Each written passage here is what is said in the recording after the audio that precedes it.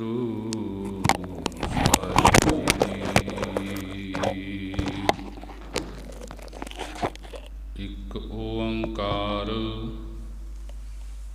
ਸਤਿਨਾਮ ਕਰਤਾ ਪੁਰਖ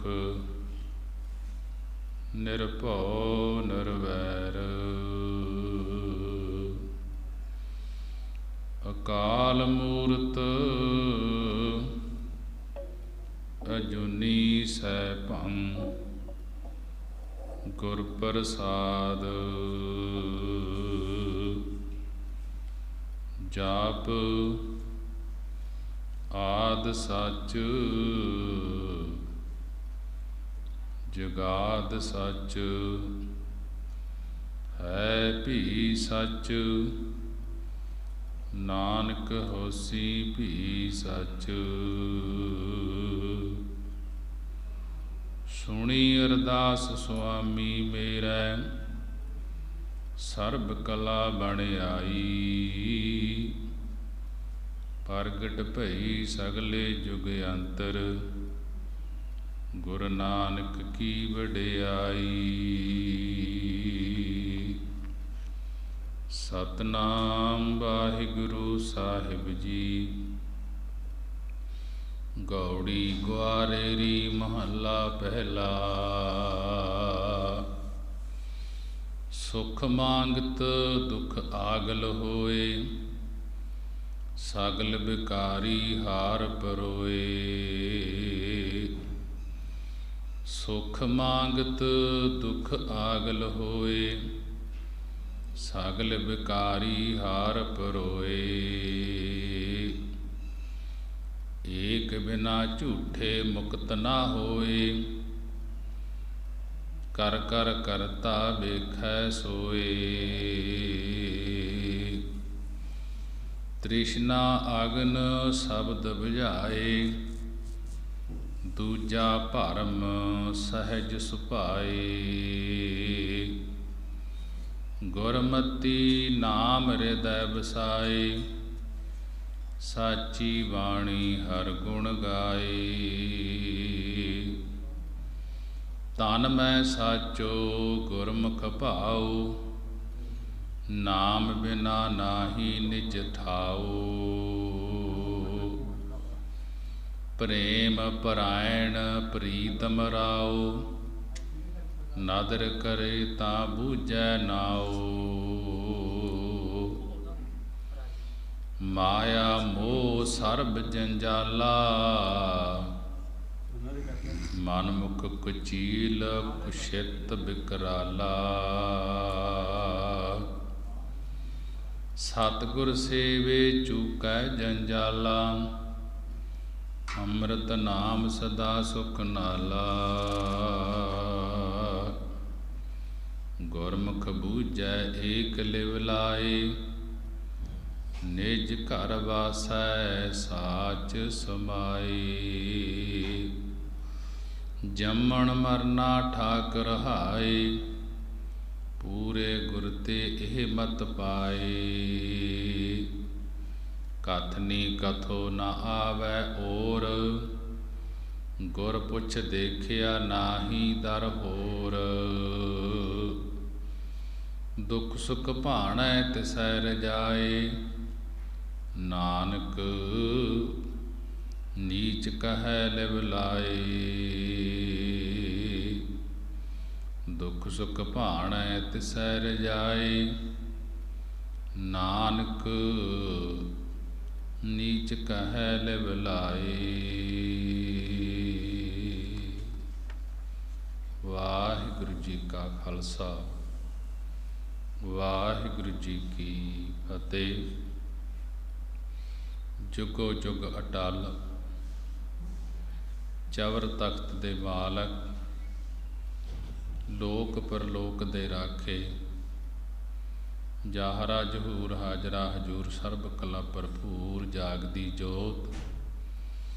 ਧੰਨ ਧੰਨ ਸਾਹਿਬ ਸ੍ਰੀ ਗੁਰੂ ਗ੍ਰੰਥ ਸਾਹਿਬ ਮਹਾਰਾਜ ਜੀ ਦਾ ਕੋਟਾਨ ਕੋਟ ਸ਼ੁਕਰਾਨਾ ਹੈ ਕਿ ਗੁਰੂ ਨੇ ਬੜੀ ਹੀ ਰਹਿਮਤ ਕਿਰਪਾ ਕੀਤੀ ਹੈ। ਸੰਗਤਾਂ ਨੂੰ ਅੰਮ੍ਰਿਤ ਵੇਲੇ ਦੇ ਖੁੱਲ੍ਹੇ ਦਰਸ਼ਨ ਦੀਦਾਰੇ ਬਖਸ਼ੇ ਹਨ।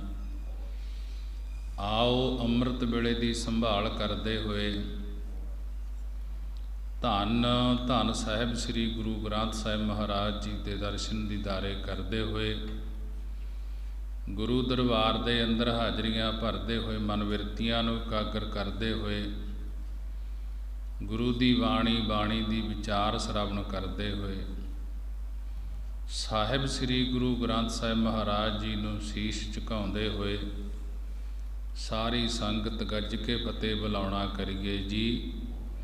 ਵਾਹਿਗੁਰੂ ਜੀ ਕਾ ਖਾਲਸਾ, ਵਾਹਿਗੁਰੂ ਜੀ ਕੀ ਫਤਿਹ। ਸਾਹਿਬ ਸ੍ਰੀ ਗੁਰੂ ਗ੍ਰੰਥ ਸਾਹਿਬ ਮਹਾਰਾਜ ਜੀ ਦੀ ਅਪਾਰ ਰਹਿਮਤ ਸਦਕਾ, ਕਿਰਪਾ ਸਦਕਾ ਕਾਫੀ ਸਮੇਂ ਤੋਂ ਲੈ ਕੇ ਲੜੀਵਾਰ ਗੁਰੂ ਗ੍ਰੰਥ ਸਾਹਿਬ ਜੀ ਦੀ ਵਿਚਾਰ ਹੋ ਰਹੀ ਹੈ ਕਿ ਸਾਹਿਬ ਸ੍ਰੀ ਗੁਰੂ ਗ੍ਰੰਥ ਸਾਹਿਬ ਮਹਾਰਾਜ ਜੀ ਦੀ ਪਵਿੱਤਰ ਬਾਣੀ 222 ਅੰਗ ਤੇ ਪਹਿਲੇ ਪਾਤਸ਼ਾਹ ਧੰਨ ਗੁਰੂ ਨਾਨਕ ਦੇਵ ਮਹਾਰਾਜ ਜੀ ਦੀ ਬਾਣੀ ਹੈ। ਅਸ਼ਟਪਦੀਆਂ ਦੇ ਅੰਦਰ, ਗੌੜੀ ਰਾਗ ਦੇ ਅੰਦਰ ਅਸ਼ਟਪਦੀਆਂ 8 ਪਦਿਆਂ ਵਾਲੇ ਸ਼ਬਦ ਹਨ। ਗੁਰੂ ਨਾਨਕ ਦੇਵ ਮਹਾਰਾਜ ਜੀ ਦੇ ਮੁਖਾਰ ਬਿੰਦ ਤੋਂ ਉਚਾਰਨ ਕੀਤੀ ਹੋਈ ਬਾਣੀ ਹੈ। ਮਹਾਰਾਜ ਗੁਰੂ ਨਾਨਕ ਦੇਵ ਜੀ ਸੰਗਤਾਂ ਨੂੰ ਉਪਦੇਸ਼ ਬਖਸ਼ਿਸ਼ ਕਰ ਰਹੇ ਹਨ, ਸਮਝਾ ਰਹੇ ਹਨ। ਬਾਣੀ ਦੁਆਰਾ ਸੰਗਤਾਂ ਨੂੰ ਉਪਦੇਸ਼ ਦੇ ਰਹੇ ਹਨ। ਮਹਾਰਾਜ ਜੀ ਕਹਿਣ ਲੱਗੇ ਸੁਖ ਮੰਗਤ, ਕਿ ਜਿਹੜੇ ਮੂਰਖ ਜੀਵ ਪਰਮੇਸ਼ਰ ਤੋਂ ਬੇਮੁਖ ਹੋ ਕੇ ਵਿਸ਼ੇ ਸੁੱਖਾਂ ਨੂੰ ਮੰਗਦੇ ਹਨ, ਵਿਕਾਰਾਂ ਨੂੰ ਮੰਗਦੇ ਹਨ, ਦੁੱਖ ਆਗਲ ਹੋਏ ਉਹਨਾਂ ਨੂੰ ਆਗਲ ਅਧਿਕ ਬਹੁਤਾ ਕਸ਼ਟ ਪ੍ਰਾਪਤ ਹੁੰਦਾ ਹੈ। ਸੁਖ ਮੰਗਤ ਦੁੱਖ ਆਗਲ ਹੋਏ, ਜਿਹੜੇ ਮੂਰਖ ਜੀਵ ਪਰਮੇਸ਼ਰ ਤੋਂ ਬੇਮੁਖ ਹੋ ਕੇ, ਪਰਮੇਸ਼ਰ ਤੋਂ ਵਿਛੜ ਕੇ, ਦੂਰ ਹੋ ਕੇ ਬੇਮੁਖ ਹੋਏ ਰਾਮ ਤੇ ਲੱਗਣ ਜਨਮ ਵਿਜੋਗ, ਕਿ ਜਿਹੜੇ ਬੇਮੁਖ ਹੋ ਕੇ ਪਰਮੇਸ਼ਰ ਤੋਂ ਵਿਸ਼ਿਆਂ ਦੇ ਵਿੱਚੋਂ ਸੁੱਖਾਂ ਨੂੰ ਮੰਗਦੇ ਹਨ, ਕਿ ਵਿਸ਼ੇ ਭੋਗ ਕੇ ਸੁੱਖ ਪੈਦਾ ਹੁੰਦੇ ਹਨ, ਉਹਨਾਂ ਨੂੰ ਆਗਲ ਆਦਿਕ ਬਹੁਤ ਕਸ਼ਟ ਪ੍ਰਾਪਤ ਹੁੰਦਾ ਹੈ। ਸਾਗਲ ਵਿਕਾਰੀ ਹਾਰ ਪਰੋਏ, ਸਾਗਲ ਸਾਰੇ ਹੀ ਵਿਕਾਰੀ ਐਬੀ ਦੁੱਖਾਂ ਦਾ ਹੀ ਹਾਰ ਪਰੋ ਕੇ ਪਰਲੋਕ ਨੂੰ ਜਾਂਦੇ ਹਨ। ਭਾਵ ਜਿਸ ਵਿਸ਼ੇ ਸੁੱਖ ਤੋਂ ਸ਼ਿਵ ਜੀ ਬ੍ਰਹਮਾ ਆਦਿਕ ਡਰਦੇ ਹਨ, ਜੀਵ ਉਸੇ ਸੁੱਖਾਂ ਨੂੰ ਸੱਚਾ ਮੰਨੀ ਬੈਠੇ ਹਨ। ਕਿ ਜਿਸ ਵਿਸ਼ੇ ਸੁੱਖਾਂ ਤੋਂ ਸ਼ਿਵ ਜੀ ਬ੍ਰਹਮਾ ਆਦਿਕ ਡਰਦੇ ਹਨ, ਜੀਵ ਉਸੇ ਸੁੱਖ ਨੂੰ ਸੱਚਾ ਮੰਨੀ ਬੈਠੇ ਹਨ। ਇਸ ਤਰ੍ਹਾਂ ਮੂਰਖ ਜੀਵ ਵਿਸ਼ੇ ਸੁੱਖ ਦੇ ਤਾਈਂ, ਵਿਸ਼ੇ ਭੋਗਣ ਦੇ ਤਾਈਂ ਸੁੱਖ ਮੰਨਦੇ ਹਨ ਤੇ ਉਹੀ ਵਿਸ਼ਿਆਂ ਤਾਈਂ ਮੰਗਦੇ ਹਨ, ਪਰੰਤੂ ਉਹਨਾਂ ਨੂੰ ਆਗਲ ਆਨੰਦ ਕਾਲ ਦਾ ਦੁੱਖ ਆ ਕੇ ਪ੍ਰਾਪਤ ਹੁੰਦਾ ਹੈ ਅਤੇ ਉਹ ਵਿਕਾਰੀ ਪੁਰਸ਼ ਦੁੱਖਾਂ ਦੇ ਹੀ ਹਾਰ ਪਰੋ ਕੇ ਰੋਂਦੇ ਜਾਂਦੇ ਹਨ। ਕਿ ਇਸ ਸੁਖ ਤੇ ਸਿਵਜ, ਇਸ ਸੁਖ ਤੇ ਸਿਵ ਬ੍ਰਹਮਾ ਡਰਾਨਾ, ਇਸ ਸੁਖ ਤੇ ਸਿਵ ਬ੍ਰਹਮ ਡਰਾਨਾ, ਸੋ ਸੁਖ ਹਮੂ ਸਾਚ ਕਰ ਜਾਨਾ। ਕਬੀਰ ਜੀ ਨੇ 330 ਅੰਗ ਤੇ ਸਮਝਾਉਣਾ ਕੀਤਾ ਹੈ ਕਿ ਜਿਸ ਸੁੱਖ ਤੋਂ ਸ਼ਿਵ ਜੀ ਬ੍ਰਹਮੇ ਆਦਿਕ ਡਰਦੇ ਹਨ, ਮਹਾਰਾਜ ਜੀ ਭਗਤ ਜੀ ਕਹਿਣ ਲੱਗੇ ਇਸ ਸੁੱਖ ਤੇ ਸ਼ਿਵ ਬ੍ਰਹਮ ਡਰਾਨਾ, ਸੋ ਸੁਖ ਹਮਹੂ ਸਾਚ ਕਰ ਜਾਨਾ। ਕਿ ਅਸੀਂ ਜੀਵਾਂ ਨੇ ਉਸ ਸੁੱਖ ਨੂੰ ਸੱਚਾ ਕਰਕੇ ਮੰਨ ਲਿਆ ਵੀ ਇਹ ਵਿਸ਼ੇ ਵਿਕਾਰਾਂ ਦੇ ਵਿੱਚ ਬੜੇ ਸੁੱਖ ਹਨ, ਪਰ ਸ਼ਿਵ ਜੀ ਤੇ ਬ੍ਰਹਮਾ ਇਹ ਉਹਨਾਂ ਸੁੱਖਾਂ ਤੋਂ ਡਰਦੇ ਹਨ। ਏਕ ਬਿਨਾ ਝੂਠੇ ਮੁਕਤ ਨਾ ਹੋਏ। ਮਹਾਰਾਜ ਜੀ ਕਹਿਣ ਲੱਗੇ ਏਕ ਇੱਕ ਪਰਮੇਸ਼ਰ ਦੇ ਨਾਮ ਤੋਂ ਬਿਨਾਂ ਬਗੈਰ, ਕਿ ਸਭ ਝੂਠੇ ਪਦਾਰਥਾਂ ਦੇ ਵਿੱਚ ਲੱਗੇ ਹੋਏ ਹਨ। ਏਕ ਬਿਨਾ ਝੂਠੇ ਮੁਕਤ ਨਾ ਹੋਏ। ਇੱਕ ਪਰਮੇਸ਼ਰ ਦੇ ਨਾਮ ਤੋਂ ਬਗੈਰ ਸਭ ਝੂਠੇ ਪਦਾਰਥਾਂ ਵਿੱਚ ਲੱਗੇ ਹੋਏ ਹਨ। ਉਹਨਾਂ ਦੀ ਕਿਸੇ ਪ੍ਰਕਾਰ ਦੀ ਮੁਕਤੀ, ਕਿਸੇ ਪ੍ਰਕਾਰ ਦੀ ਕਲਿਆਣ ਨਹੀਂ ਹੋ ਸਕਦੀ। ਜਿਹੜੇ ਪਰਮੇਸ਼ਰ ਦੇ ਨਾਮ ਨੂੰ ਛੱਡ ਕੇ ਤੇ ਨਾਮ ਤੋਂ ਬਗੈਰ ਝੂਠੇ ਪਦਾਰਥਾਂ ਵਿੱਚ ਲੱਗੇ ਹੋਏ ਹਨ, ਉਹਨਾਂ ਦੀ ਕਿਸੇ ਪ੍ਰਕਾਰ ਮੁਕਤੀ ਨਹੀਂ ਹੋ ਸਕਦੀ, ਕਲਿਆਣ ਨਹੀਂ ਹੋ ਸਕਦੀ। ਕਰ ਕਰ ਕਰਤਾ ਵੇਖੈ ਸੋਏ, ਕਰ ਕਰ ਕਰਤਾ ਵੇਖੈ ਸੋਏ। ਸੋਏ ਉਹ ਜਗਤ ਨੂੰ ਪੈਦਾ ਕਰਨ ਵਾਲਾ ਕਰਤਾ, ਬ੍ਰਹਮਾ ਆਦਿਕਾਂ ਨੂੰ ਪੈਦਾ ਕਰਨ ਵਾਲਾ ਪਰਮੇਸ਼ਰ ਸਭ ਨੂੰ ਵੇਖੈ ਵੇਖ ਰਿਹਾ ਹੈ। ਜਿਹੜਾ ਮਨੁੱਖ ਉਸ ਕਰਤਾ ਕਰਤੇ ਪੁਰਖ ਦਾ ਮਨ ਕਰਕੇ ਅਭਿਆਸ ਕਰਦਾ ਹੈ ਅਰ ਬਾਣੀ ਕਰਕੇ ਅਭਿਆਸ ਕਰਦਾ ਹੈ, ਉਹ ਸਿਮਰਨ ਦੇ ਬਲ ਕਰਕੇ ਜਿਵੇਂ ਪਾਰਸ ਨਾਲ 8 ਧਾਤਾਂ ਛੋਹਣ ਕਰਕੇ ਸੋਨਾ ਬਣ ਜਾਂਦੀਆਂ ਹਨ, ਇਉਂ ਮਹਾਰਾਜ ਜੀ ਦੇ ਨਾਮ ਦਾ ਅਭਿਆਸ ਕਰਦਾ ਕਰਦਾ ਉਸੇ ਪਰਮੇਸ਼ਰ ਨੂੰ ਵੇਖਣ ਲੱਗ ਜਾਂਦਾ ਹੈ। ਇਸ ਤਰ੍ਹਾਂ ਪਾਰਸ ਕਲਾ ਵਰਤ ਜਾਂਦੀ ਹੈ, ਉਹ ਪਰਮੇਸ਼ਰ ਦਾ ਹੀ ਰੂਪ ਹੋ ਜਾਂਦਾ ਹੈ। ਤ੍ਰਿਸ਼ਨਾ ਅਗਨ ਸ਼ਬਦ ਬੁਝਾਏ, ਦੂਜਾ ਭਰਮ ਸਹਿਜ ਸੁਭਾਏ। ਤ੍ਰਿਸ਼ਨਾ ਅਗਨ ਸ਼ਬਦ ਬੁਝਾਏ, ਦੂਜਾ ਭਰਮ ਸਹਿਜ ਸੁਭਾਏ। ਕਿ ਸਤਿਗੁਰਾਂ ਦੇ ਸ਼ਬਦ, ਸਤਿਗੁਰਾਂ ਦੇ ਉਪਦੇਸ਼ ਦੀ ਕਮਾਈ ਕਰਨ ਕਰਕੇ ਤ੍ਰਿਸ਼ਨਾ ਦੀ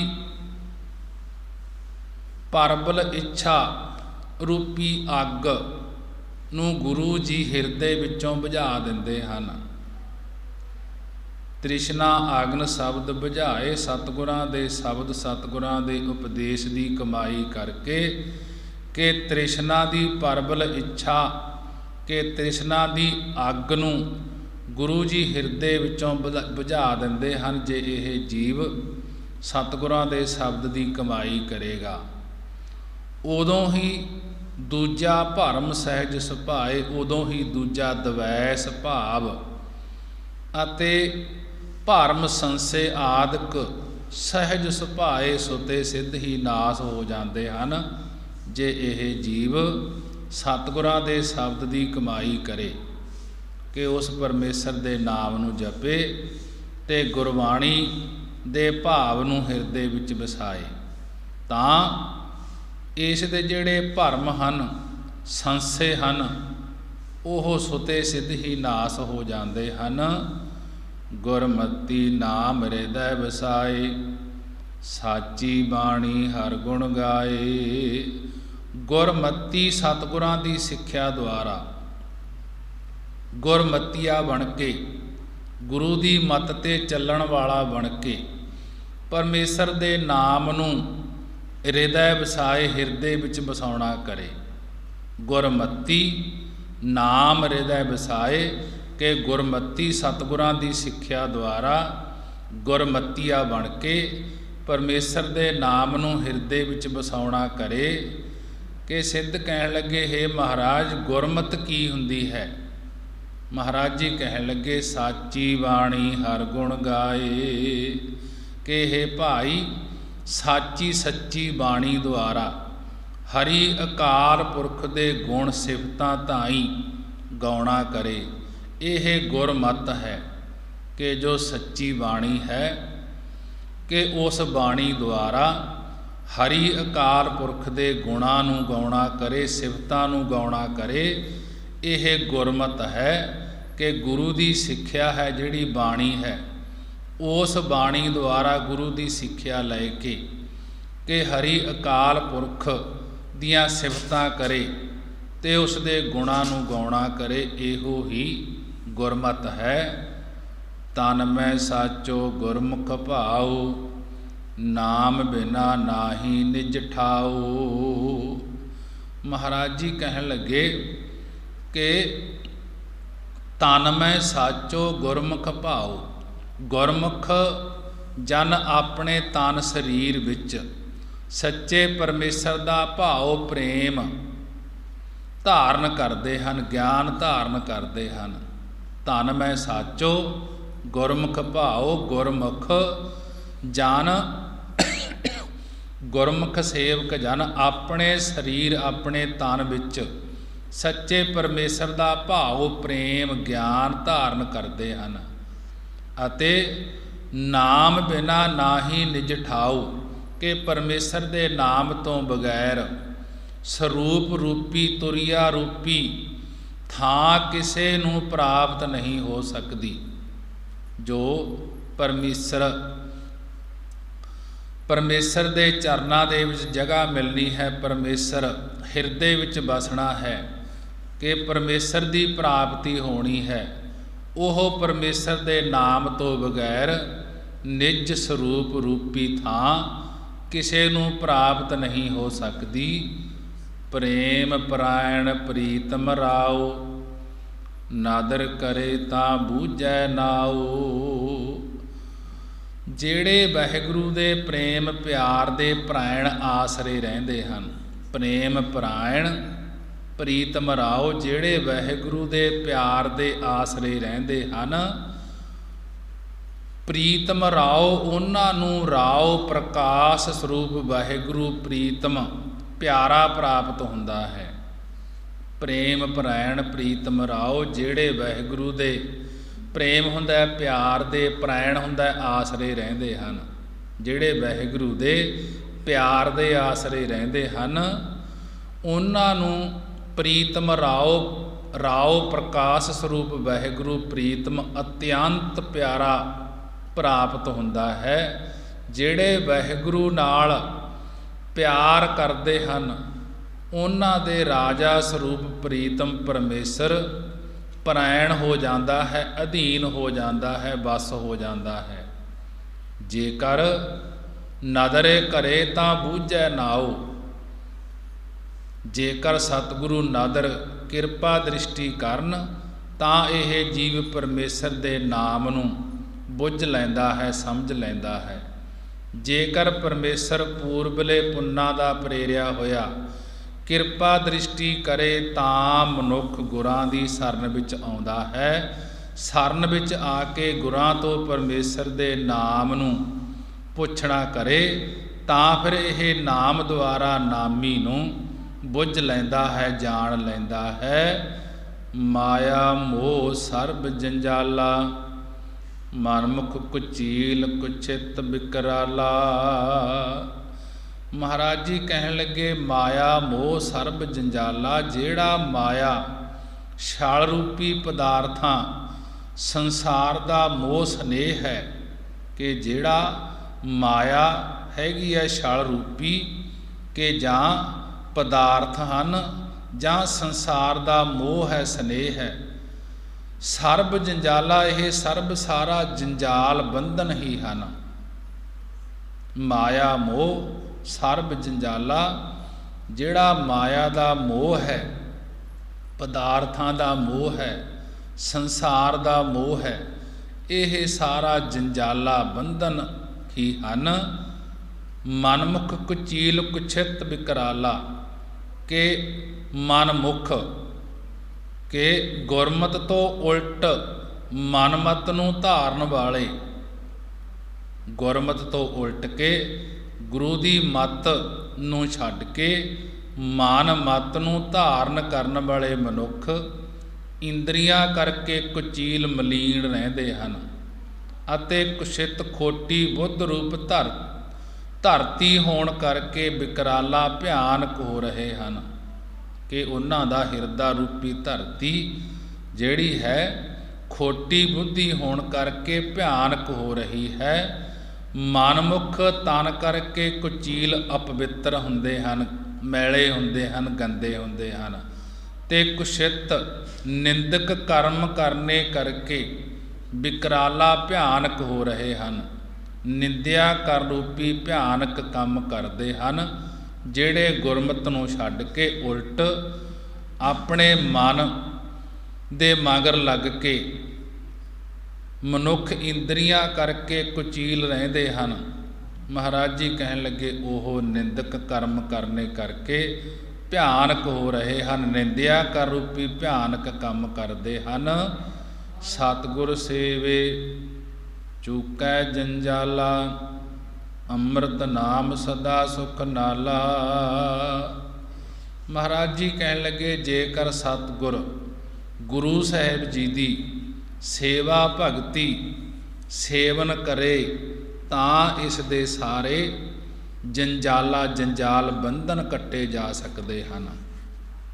ਸਤਿਗੁਰ ਸੇਵੇ ਚੂਕੈ ਜੰਜਾਲਾ, ਜੇਕਰ ਗੁਰੂ ਸਾਹਿਬ ਜੀ ਦੀ ਸੇਵਾ ਭਗਤੀ ਕਰੇ ਕਿ ਗੁਰੂ ਦਾ ਦੱਸੇ ਹੋਏ ਉਪਦੇਸ਼ ਤੇ ਉਸ ਪਰਮੇਸ਼ਰ ਦਾ ਨਾਮ ਜਪੇ, ਭਗਤੀ ਕਰੇ ਕਿ ਪਰਮੇਸ਼ਰ ਦੇ ਨਾਮ ਨੂੰ ਸੇਵਨ ਕਰੇ ਤਾਂ ਇਸ ਦੇ ਸਾਰੇ ਜਿਹੜੇ ਬੰਧਨ ਹਨ ਉਹ ਕੱਟੇ ਜਾ ਸਕਦੇ ਹਨ। ਅੰਮ੍ਰਿਤ ਨਾਮ ਸਦਾ ਸੁਖ ਨਾਲਾ, ਕਿ ਅੰਮ੍ਰਿਤ ਮਿਰਤੂ ਤੋਂ ਰਹਿਤ ਕਰਨ ਵਾਲਾ ਪਰਮੇਸ਼ਰ ਦਾ ਨਾਮ ਹਮੇਸ਼ਾ ਆਨੰਦ ਦੇਣ ਵਾਲਾ ਹੈ, ਖੁਸ਼ੀਆਂ ਦੇਣ ਵਾਲਾ ਹੈ ਅਤੇ ਸਾਰਿਆਂ ਦੇ ਨਾਲ ਹੀ ਰਹਿੰਦਾ ਹੈ। ਮਹਾਰਾਜ ਜੀ ਗੁਰਬਾਣੀ ਦੁਆਰਾ ਸਮਝਾ ਰਹੇ ਹਨ, ਅੰਮ੍ਰਿਤ ਨਾਮ ਸਦਾ ਸੁਖ ਨਾਲਾ, ਕਿ ਅੰਮ੍ਰਿਤ ਮਿਰਤੂ ਤੋਂ ਰਹਿਤ ਕਰਨ ਵਾਲਾ ਪਰਮੇਸ਼ਰ ਦਾ ਨਾਮ ਹਮੇਸ਼ਾ ਸੁਖ ਦੇਣ ਵਾਲਾ ਹੈ, ਆਨੰਦ ਦੇਣ ਵਾਲਾ ਹੈ ਅਤੇ ਸਾਰਿਆਂ ਦੇ ਨਾਲ ਹੀ ਰਹਿੰਦਾ ਹੈ। ਅੰਮ੍ਰਿਤ ਰੂਪੀ ਨਾਮ ਹਮੇਸ਼ਾ ਸੁੱਖਾਂ ਦਾ ਪ੍ਰਵਾਹ ਰੂਪ ਹੈ। ਜੋ ਅੰਮ੍ਰਿਤ ਨਾਮ ਦੇ ਤਾਂ ਹੀ ਜਪਦੇ ਹਨ ਉਹਨਾਂ ਦੇ ਨਾਲ ਹੀ ਹਮੇਸ਼ਾ ਸਾਰੇ ਸੁੱਖ ਹਨ। ਜੋ ਅੰਮ੍ਰਿਤ ਨਾਮ ਹੈ ਇਹ ਸੁੱਖਾਂ ਦਾ ਘਰ ਹੈ। ਅੰਮ੍ਰਿਤ ਨਾਮ ਜਿਨ੍ਹਾਂ ਦੇ ਨਾਲ ਹੈ, ਜਿਹੜੇ ਨਾਮ ਜਪਦੇ ਹਨ ਉਹਨਾਂ ਨੂੰ ਸਦੀਵੀ ਆਤਮਿਕ ਸੁੱਖ ਪ੍ਰਾਪਤ ਹੁੰਦਾ ਹੈ, ਆਨੰਦ ਪ੍ਰਾਪਤ ਹੁੰਦਾ ਹੈ।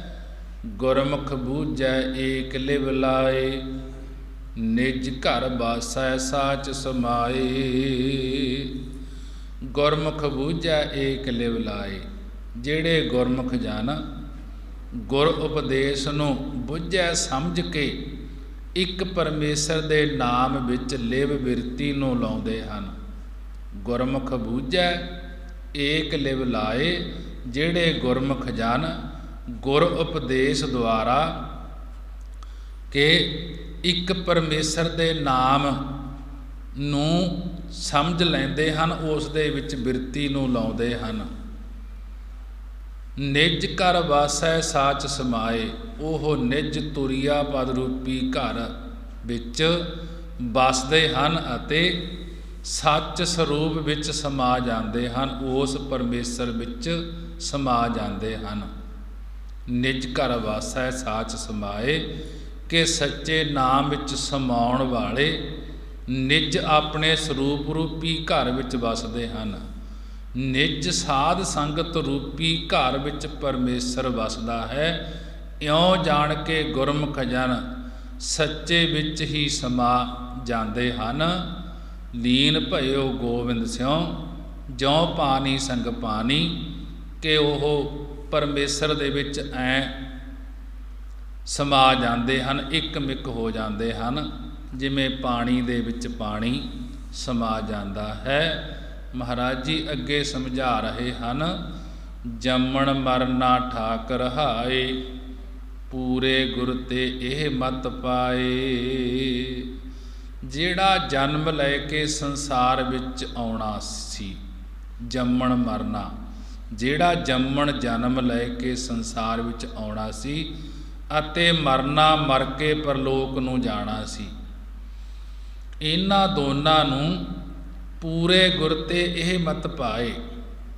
ਜੰਮਣ ਮਰਨ ਨੂੰ ਇਹਨਾਂ ਦੋਨਾਂ ਨੂੰ ਗੁਰਮੁਖਾਂ ਨੇ ਠਾਕ ਰਹਾਏ, ਕਿ ਠਾਕ ਰੋਕ ਰੱਖਿਆ ਹੈ।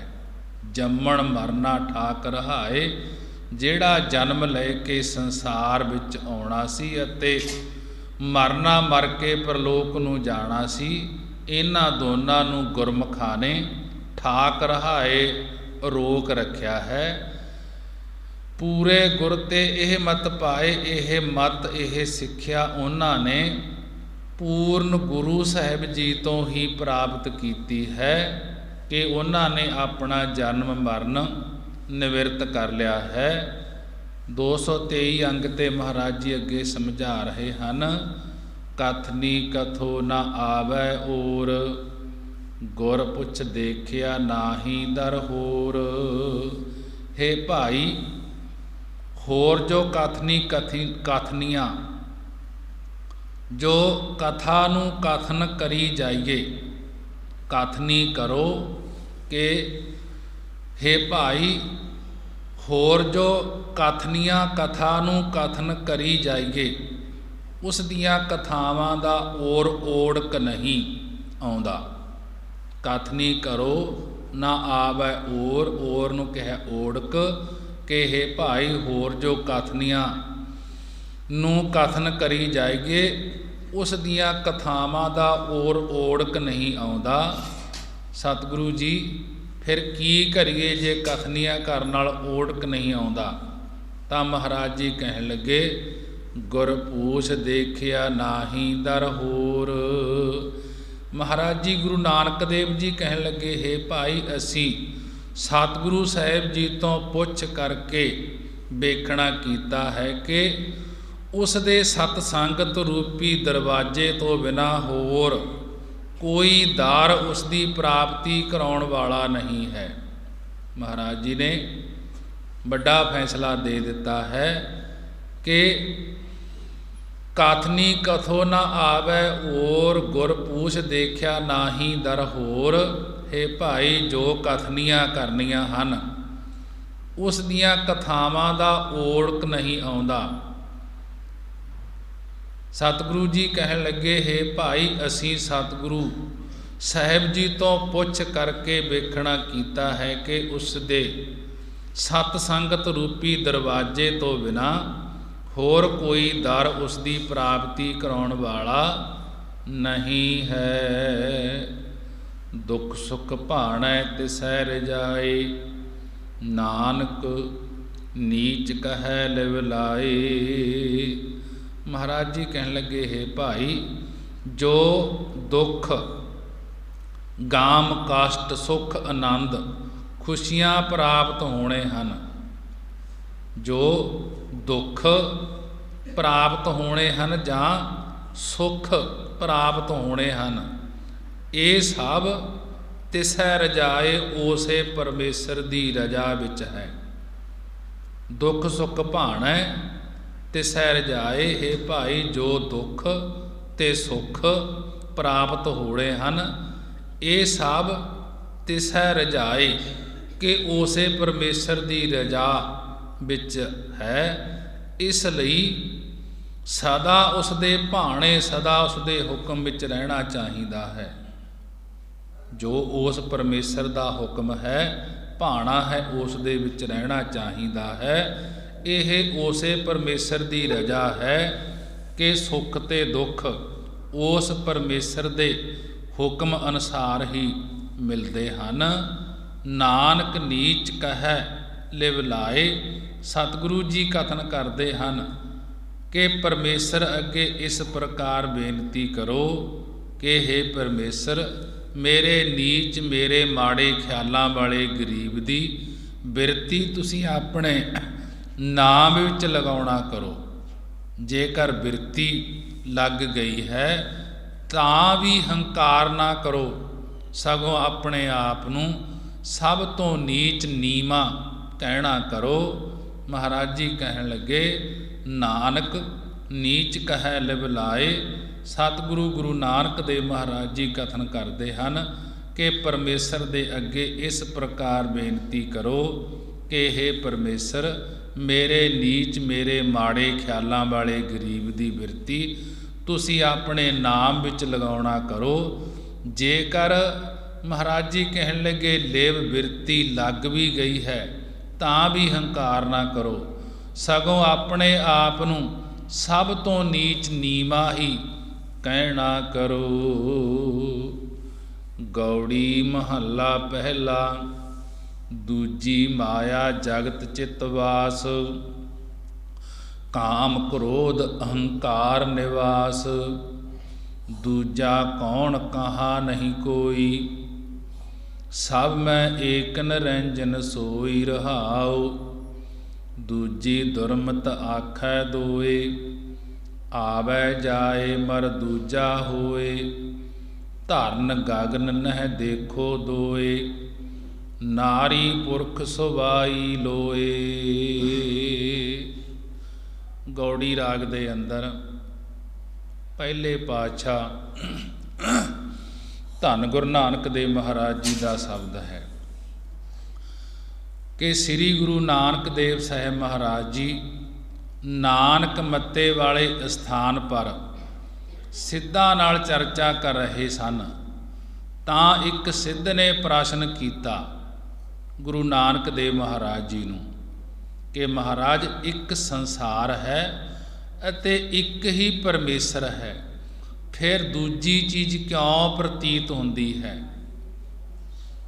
ਸਿੱਧ ਗੁਰੂ ਨਾਨਕ ਦੇਵ ਮਹਾਰਾਜ ਜੀ ਨੂੰ ਕਹਿਣ ਲੱਗਿਆ ਕਿ ਮਹਾਰਾਜ ਇੱਕ ਸੰਸਾਰ ਹੈ ਅਤੇ ਇੱਕ ਹੀ ਪਰਮੇਸ਼ਰ ਹੈ, ਫਿਰ ਦੂਜੀ ਚੀਜ਼ ਕਿਉਂ ਪ੍ਰਤੀਤ ਹੁੰਦੀ ਹੈ। ਤਾਂ ਮਹਾਰਾਜ ਗੁਰੂ ਨਾਨਕ ਦੇਵ ਜੀ ਉਚਾਰਨ ਕਰਦੇ ਹਨ, ਕਹਿਣ ਲੱਗੇ ਦੂਜੀ ਮਾਇਆ ਜਾਗਤ ਚਿੱਤ ਵਾਸ, ਕਿ ਦੂਜੀ ਦਵੈਸ ਪਾਉਣ ਵਾਲੀ ਮਾਇਆ ਜਗਤ ਸੰਸਾਰ ਦੇ ਜੀਵਾਂ ਦੇ ਚਿੱਤ ਵਿੱਚ ਹਿਰਦੇ ਵਿੱਚ ਵਸਦੀ ਹੈ। ਇਸ ਦੀ ਸੰਗਤ ਕਰਕੇ ਕਾਮ ਕ੍ਰੋਧ ਅਹੰਕਾਰ ਵਿਨਾਸ਼, ਕਿ ਇਸ ਦੀ ਸੰਗਤ ਕਰਕੇ ਕਾਮ ਵਿਕਾਰ ਦ੍ਰਿਸ਼ਟੀ ਕ੍ਰੋਧ ਗੁੱਸਾ ਹੰਕਾਰ ਆਦਿਕ ਪੈਦਾ ਹੁੰਦੇ ਹਨ ਤੇ ਜੀਵ ਇਹਨਾਂ ਵਿੱਚ ਪੈ ਕਰਕੇ ਵਿਨਾਸ਼ ਵਿਸ਼ੇਸ਼ ਕਰਕੇ ਨਾਸ਼ ਹੋ ਰਹੇ ਹਨ। ਮਹਾਰਾਜ ਜੀ ਨੇ ਬੜੇ ਹੀ ਵਿਸਥਾਰ ਦੇ ਨਾਲ ਸਮਝਾਉਣਾ ਕੀਤਾ ਹੈ।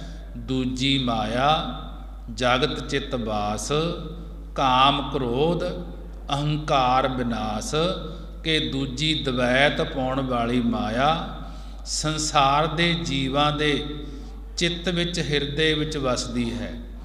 ਇਸ ਦੀ ਸੰਗਤ ਕਰਕੇ, ਇਸ ਮਾਇਆ ਦੀ ਸੰਗਤ ਕਰਕੇ ਕਾਮ ਵਿਕਾਰ ਦ੍ਰਿਸ਼ਟੀ ਕ੍ਰੋਧ ਗੁੱਸਾ ਹੰਕਾਰ ਆਦਿਕ ਪੈਦਾ ਹੁੰਦੇ ਹਨ ਤੇ ਜੀਵ ਇਹਨਾਂ ਵਿੱਚ ਪੈ ਕਰਕੇ ਵਿਸ਼ੇਸ਼ ਕਰਕੇ ਨਾਸ਼ ਹੋ ਰਹੇ ਹਨ।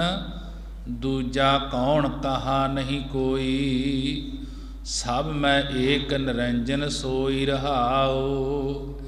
ਮਹਾਰਾਜ ਜੀ ਕਹਿਣ ਲੱਗੇ ਦੂਜਾ ਕੌਣ ਕਹਾ ਨਹੀਂ ਕੋਈ, ਕਿ ਅਸੀਂ ਦੂਜਾ ਦੂਸਰਾ ਕੌਣ ਕਿਹੜਾ ਦੱਸੀਏ, ਕਿ ਕਿਹੜਾ ਕਹੀਏ, ਕਿਸ ਦੇ ਤਾਈਂ ਕਥਨ ਕਰੀਏ, ਕਿਉਂਕਿ ਹੋਰ ਕੋਈ ਹੈ ਹੀ ਨਹੀਂ। ਸਾਰੇ ਸੰਸਾਰ ਦੇ ਵਿੱਚ ਸਭ ਮੈਂ ਕਿ ਏਕ ਨਿਰੰਜਨ ਸੋਈ, ਕਿ ਸਭ ਸਾਰੇ ਸੰਸਾਰ ਦੇ ਵਿੱਚ ਉਹ ਇੱਕ ਅਦਵੈਤ ਰੂਪ ਨਿਰੰਜਨ ਸੁੱਧ ਸਰੂਪ ਆਪ ਹੀ ਵਸ ਰਿਹਾ ਹੈ। ਗੁਰੂ ਨਾਨਕ ਦੇਵ ਮਹਾਰਾਜ ਜੀ ਸਿੱਧਾਂ ਨੂੰ ਕਹਿਣ ਲੱਗੇ ਦੂਜਾ ਕੌਣ ਕਹਾ ਨਹੀਂ ਕੋਈ, ਅਸੀਂ ਦੂਜਾ ਦੂਸਰਾ ਕੌਣ ਕਿਹੜਾ ਕਹੀਏ, ਕਿਹੜਾ ਦੱਸੀਏ, ਕਿਸ ਦੇ ਤਾਈਂ ਕਥਨ ਕਰੀਏ, ਕਿਉਂਕਿ ਹੋਰ ਕੋਈ ਹੈ ਹੀ ਨਹੀਂ। ਸਭ ਮੈਂ ਏਕ ਨਿਰੰਜਨ ਸੋਈ, ਸਭ ਸਾਰੇ ਸੰਸਾਰ ਦੇ ਵਿੱਚ ਉਹ ਇੱਕ ਅਦਵੈਤ ਰੂਪ ਨਿਰੰਜਨ ਸੁੱਧ ਸਰੂਪ ਪਰਮੇਸ਼ਰ ਆਪ ਹੀ ਵਸ ਰਿਹਾ ਹੈ। ਰਹਾਉ ਵਿਸ਼ਰਾਮ ਦੇ ਕੇ ਮਹਾਰਾਜ ਜੀ ਅੱਗੇ ਕਥਨ ਕਰਦੇ ਹਨ। ਦੂਜੀ ਦੁਰਮਤ ਆਖੈ ਦੋਏ, ਆਵੈ ਜਾਏ ਮਰ ਦੂਜਾ ਹੋਏ। ਮਹਾਰਾਜ ਜੀ ਕਹਿਣ ਲੱਗੇ ਅਵਲ ਤਾਂ ਗੁਰਮਤ, ਅਵਲ ਤਾਂ ਕਿ ਦੁਰਮਤ ਹੈ, ਤੇ ਦੂਸਰੀ ਜੋ ਦੁਰਮਤ ਖੋਟੀ ਮਤ ਹੈ।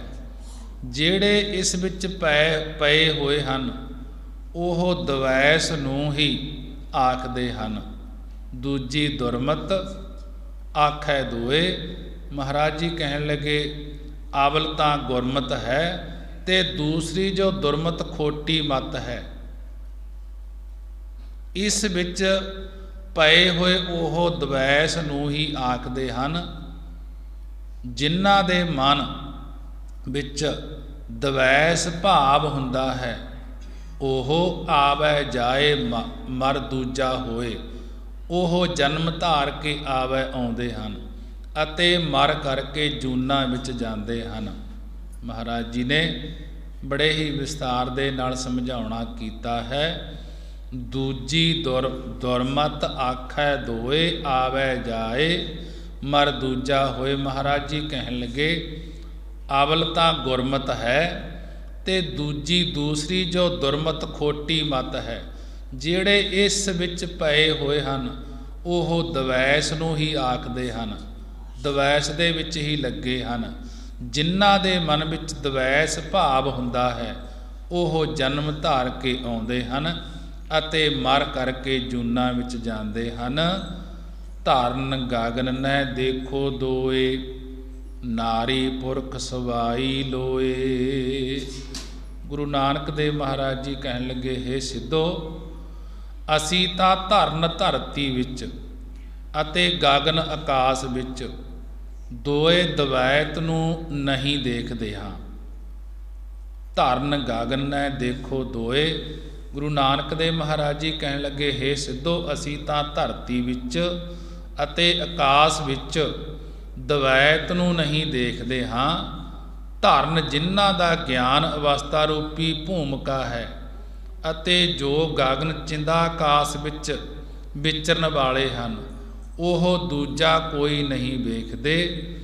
ਨਾਰੀ ਪੁਰਖ ਸਵਾਈ ਲੋਏ, ਨਾਰੀ ਇਸਤਰੀਆਂ ਦੇ ਵਿੱਚ ਵੀ ਅਤੇ ਪੁਰਸ਼ ਪੁਰਸ਼ਾਂ ਵਿੱਚ ਵੀ ਅਤੇ ਸਵਾਈ ਸਾਰੀ ਦੁਨੀਆ ਦੇ ਅੰਦਰ ਉਸ ਦੀ ਚੇਤਨ ਸੱਤਾ ਰੂਪੀ ਲੋ ਆਈ ਹੈ। ਭਾਵ ਸਾਰਿਆਂ ਵਿੱਚ ਉਸੇ ਦਾ ਪਰਮੇਸ਼ਰ ਦਾ ਪ੍ਰਕਾਸ਼ ਹੋਇਆ ਹੈ।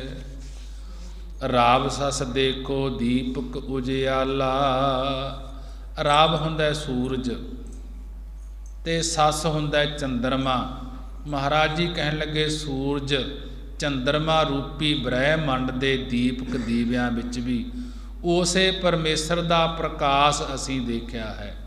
ਗੁਰੂ ਨਾਨਕ ਦੇਵ ਮਹਾਰਾਜ ਜੀ ਸਿੱਧਾਂ ਨੂੰ ਕਹਿਣ ਲੱਗੇ ਸੂਰਜ ਅਤੇ ਚੰਦਰਮਾ ਰੂਪੀ ਬ੍ਰਹਿਮੰਡ ਦੇ ਦੀਵਿਆਂ ਵਿੱਚ ਵੀ ਉਸੇ ਪਰਮੇਸ਼ਰ ਦਾ ਉਜਿਆਲਾ ਪ੍ਰਕਾਸ਼ ਅਸੀਂ ਦੇਖਿਆ ਹੈ।